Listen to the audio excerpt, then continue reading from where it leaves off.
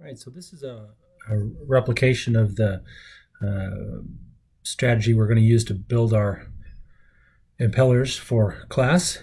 Let's start off by, and this is the Chromebook version. For those who have a Chromebook and can't install the software, the web-based version will work. It's not quite the same, but it's very close. So let's go ahead and open up the file. I'm going to go to my Trimble Connect here, the main menu, Trimble Connect, and we need to add a file here. So hopefully you've downloaded the file from Blackboard, and it happens to be the impeller sample right here, F19 impeller sample based on SketchUp 17. So I'm going to highlight that, click OK, bring it in here. I've got it selected, and then on the right here I'll tell it to open. And that brings it into the online environment for Blackboard, for SketchUp, excuse me. And it saves, and of course this web portal saves your changes very frequently, so it's a lot like Google Drive in that way. So we've got a few things we're going to do. A couple reminders here. Again, a scroll wheel mouse will make following the instructions much easier. The scroll wheel allows you to compress the scroll wheel and have it click, and then you can rotate around and look at different things. You're going to rotate the symbol all the way around.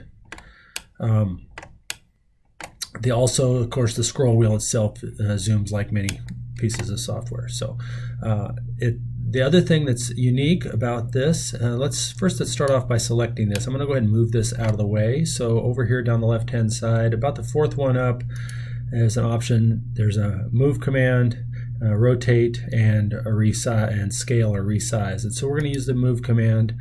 I'm going to pick a spot on the table here after we've selected that file and move it over. And if I type in, I click first, let go, and then type 3, and in the lower right hand corner you'll see that the 3 pops up, and since the default units is inches in this file, it will move over 3 inches.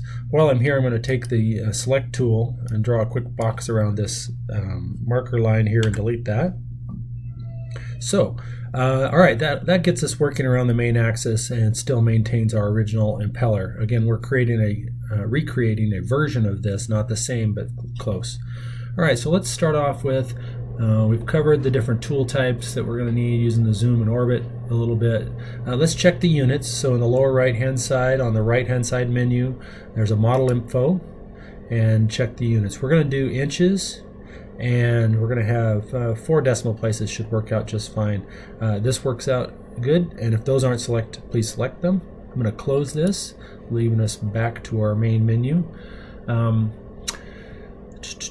Okay, let's draw a circle here for our base. So I'm hitting the circle command. The most recent command pops up there, so I'm going to select circle, and I want to use a larger number of segments. That's how it represents circles. I'm going to type 60. So if you look in the lower right hand corner, after you've selected a tool, you can enter the number of segments and then hit enter. And so now it will snap on the origin. I'll click once, drag in the direction I want to go, and the radius for this is going to be 0.5 inches. So I'm going to type 0.5 and hit enter. It gives you more precise results than trying to click it and hold it in the right place. So it's a very useful strategy. All right, so we've got our half-inch thing. Now we need to add some protractor work. And so on the measure tools down here where the measuring tape is, third one up from the bottom on the left, the protractor, second from the bottom here on the secondary menu. I'm going to hover on the middle, click. To create a center, I'm going to hover on the green and click, and then rotate it and let go of the cursor and type 120 for 120 degrees. And you see we're building construction lines for what we're going to fabricate. So I'm going to do that again. Click here, click on green, and rotate the opposite direction, the other 120. And then finally I'm going to click in the middle and put a similar construction line right down the origin. Even though we already have the origin, having similar lines there makes it a little easier for us to keep track of what's going on. All right, so we need to draw a couple. Since we're recreating those 3 blades, we need to draw a few lines that help us there. So we're going to go from the edge, from the center out to this edge on. Oops, sorry, my cursor happens to be hovering. I hit escape to exit out of that. I need to hover below the points. Hopefully your cursor rides on the point. For some reason mine's missing it a little bit.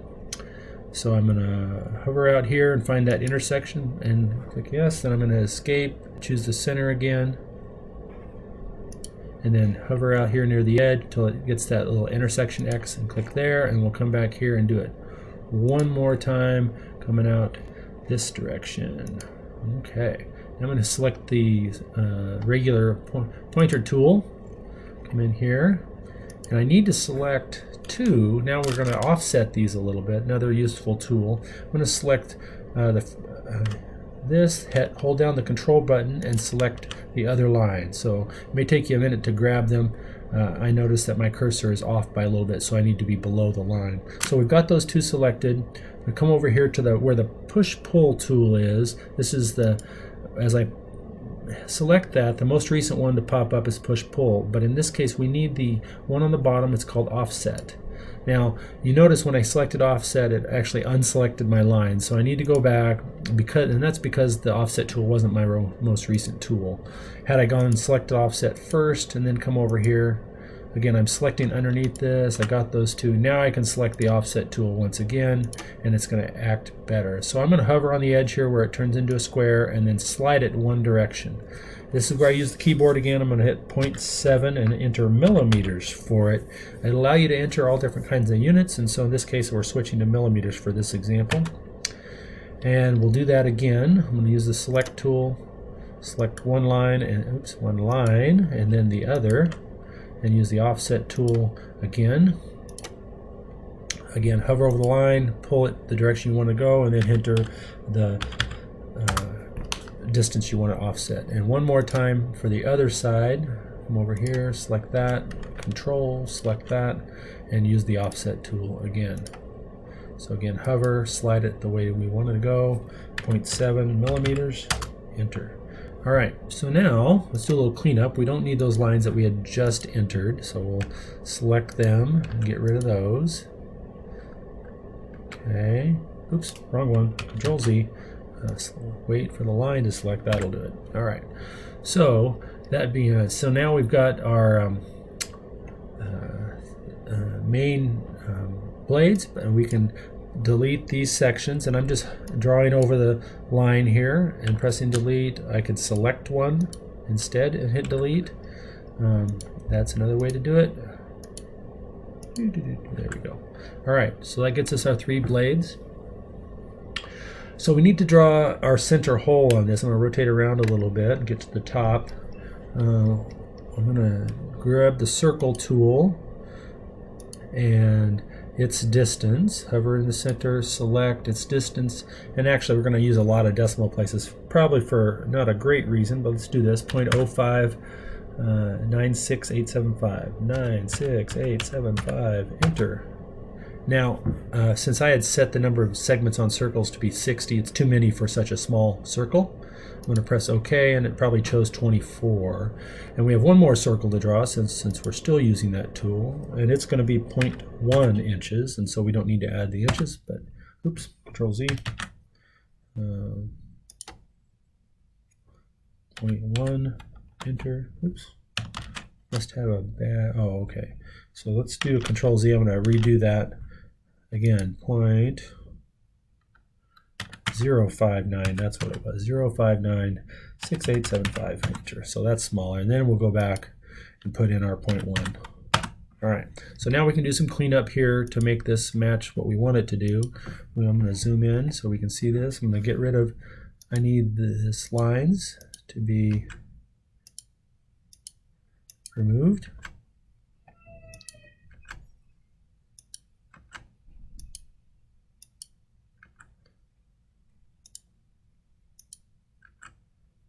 Okay, so and you can see what we're doing here. All right, so now when I select this, you can see the outer piece is all one piece. Even with that last line, it was still doing it. But so now let's get rid of some of the lines inside. Draw some lines here, get rid of that, draw a little box over that, and again, using the select tool to do that. All right, so this is our drawing. This is always good to create your outline first and then just lift it up, and the SketchUp comes from that phrase. So we'll hit this tool menu on the left where it's showing the offset tool, and then select the SketchUp, the push-pull tool. This is why it's called SketchUp. You make a sketch and then you select a surface and you pull it up. In our case, the distance we're bringing it up is 5/32 of an inch. 5 divided by 32, enter. So that's our full height for our blades. It matches the original very closely.